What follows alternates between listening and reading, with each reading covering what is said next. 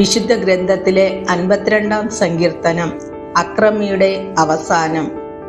ശക്തനായ മനുഷ്യ, ദൈവഭക്തർക്കെതിരെ ചെയ്ത ദുഷ്ടതയിൽ നീ എന്തിനഹങ്കരിക്കുന്നു? ദിവസം മുഴുവനും നീ വിനാശം നിരൂപിക്കുന്നു. വഞ്ചക, നിന്റെ നാവ് മൂർച്ചയുള്ള ക്ഷൗരക്കത്തി പോലെയാണ്. നന്മയേക്കാൾ തിന്മയും സത്യത്തേക്കാൾ വ്യാജവും നീ ഇഷ്ടപ്പെടുന്നു. വഞ്ചന നിറഞ്ഞ നാവേ, വിനാശകരമായ വാക്കുകളാണ് നിനക്ക് ഇഷ്ടം. ദൈവം നിന്നെ എന്നേക്കുമായി തകർക്കും. നിന്റെ കൂടാരത്തിൽ നിന്ന് അവിടുന്ന് നിന്നെ വലിച്ചെടുത്ത് ചീന്തിക്കളയും. ജീവിക്കുന്നവരുടെ നാട്ടിൽ നിന്ന് നിന്നെ അവിടുന്ന് വേരോടെ പിഴുതുകളയും. നീതിമാന്മാർ അത് കണ്ട് ഭയപ്പെടും.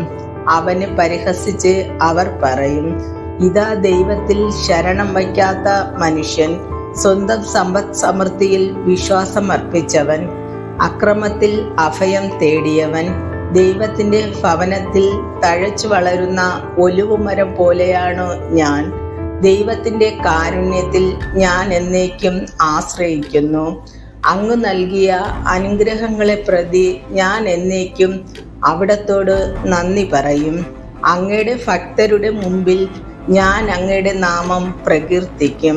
എന്തെന്നാൽ അത് ശ്രേഷ്ഠമാണ്.